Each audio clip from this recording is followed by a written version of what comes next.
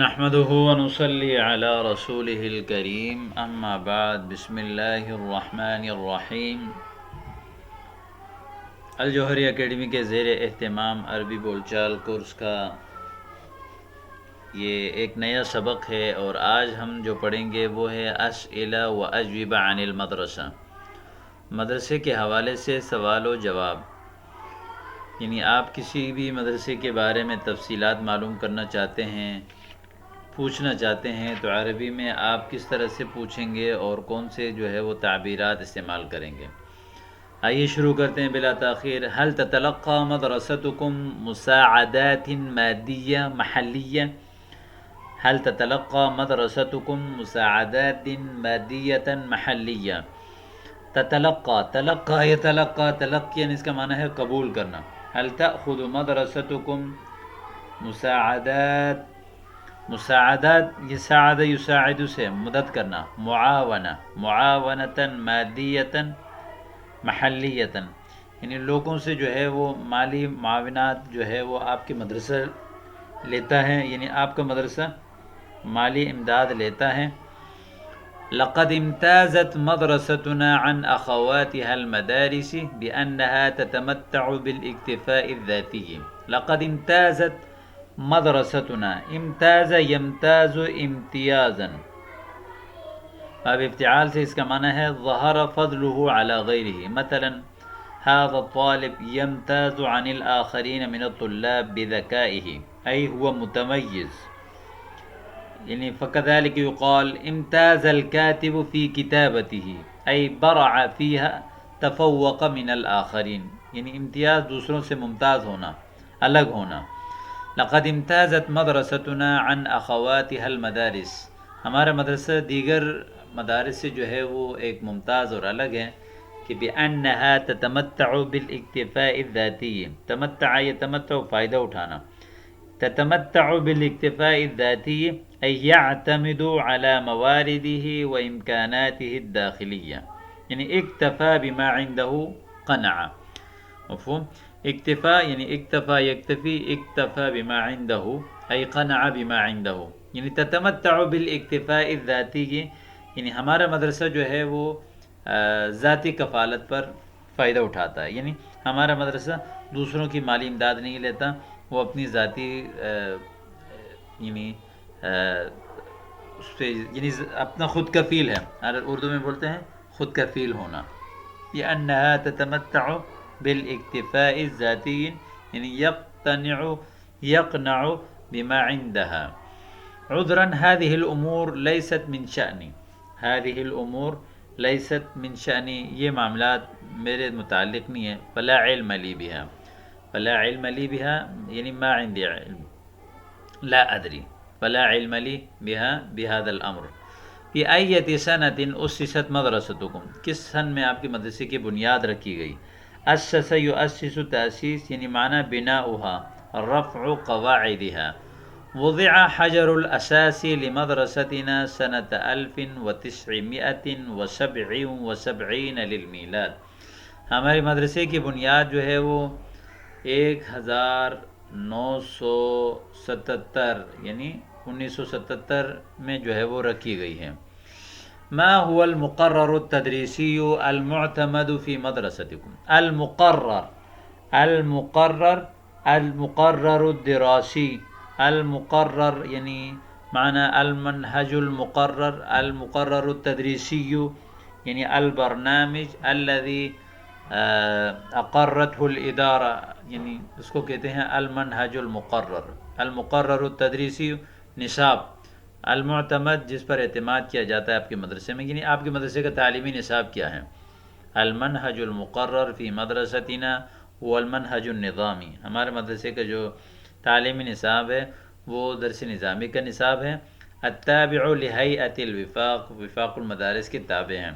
ہیئہ جمع ہیئات، ہیئہ یعنی التابع لہیئۃ الوفاق، ہیئہ معنی منظمہ او جماعت من الناس لهم اہداف خاصة او عمل معین فی مجال ما، مثلا ہیئۃ التدریس، ہیئۃ السیاسہ، ہیئۃ الامم المتحدہ، ہیئۃ المحکمہ، ہیئۃ الادارہ۔ هل الحقتم تسجيل مدرستكم بإدارة بهيئة وفاق المدارس؟ الحق الحاق سے تسجیل رجسٹریشن، کیا آپ کے مدرسے کی رجسٹریشن کا الحاق وفاق المدارس کے یعنی ادارے کے ساتھ ہو چکی ہے؟ ادارہ هيئة وفاق المدارس. نعم تسلمنا كتابا رسميا من الهيئة بهذا الصدد. بهذا الصدد یعنی بهذا الامر، اس معاملے میں جو ہے وہ تسلمنا ہم نے جو ہے وہ ایک وصول کر لیا، کتاباً رسمیاً ایک رسمی لیٹر، من الہیتی ادارے سے، بہذا الصدد اس معاملے میں ہم نے جو ہے وہ ایک رسمی لیٹر وصول کر لیا ہے وفاق المدارس سے، یعنی ہماری رجسٹریشن ہو چکی ہے. ما هو نظام الدوام عندكم في المدرسہ؟ پڑھائی کا نظام کیا ہے آپ کے مدرسے میں؟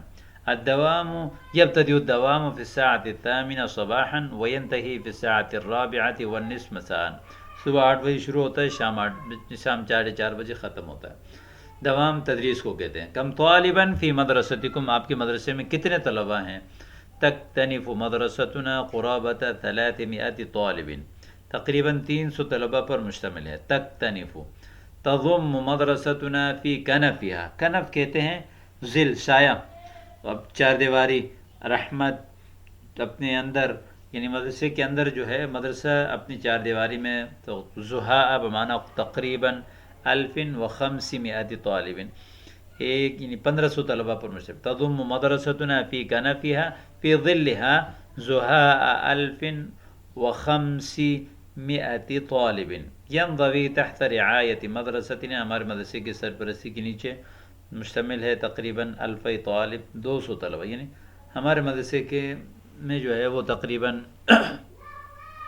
200 طلبہ پڑھتے ہیں. یہ لفظ ہے انزوا ینزوی انزواءً، انزوا ینزوی انزواءً بمعنی یعنی انزوا ینزوی یعنی منظم، مشتمل، تشتمل.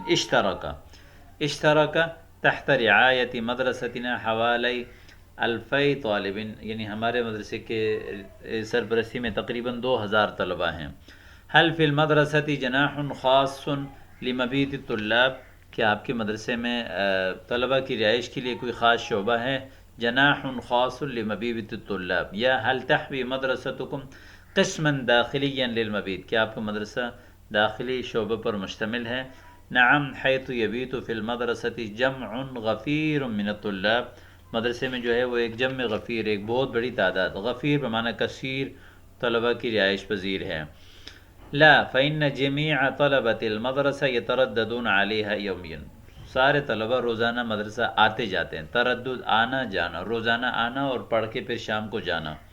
هل استوعبت مدرستكم جميع مراحل المنهج النظامی، کیا آپ کے مدرسے تمام درس نظامی کی تعلیم پر مشتمل ہے؟ هل استوعبت مدرستكم جميع مراحل المنهج النظامی؟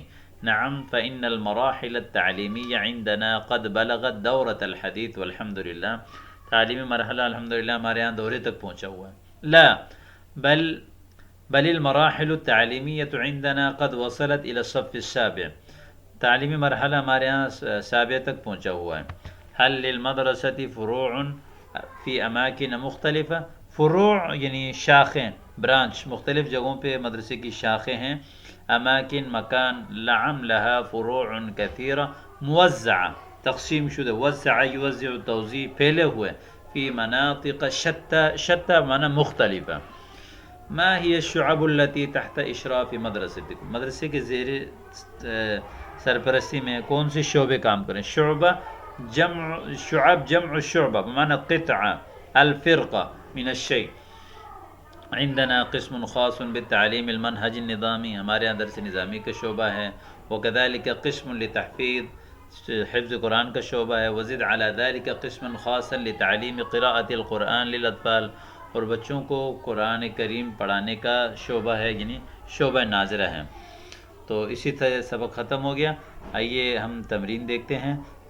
استخرج الکلمات الجدید من العبارات السابقہ، سابق عبارات میں آپ نے جو نئے کلمات پڑھے ہیں ان کو نکالیں کون سے ہیں اور ان کے کیا معنی ہیں، اور ان سے جو ہے وہ ایک جملہ بنائیں. اور اسی طرح یہ جو سوالات ہیں ان کا آپ نے جو ہے اپنے مدرسے کے مطابق جواب دینا ہے. فی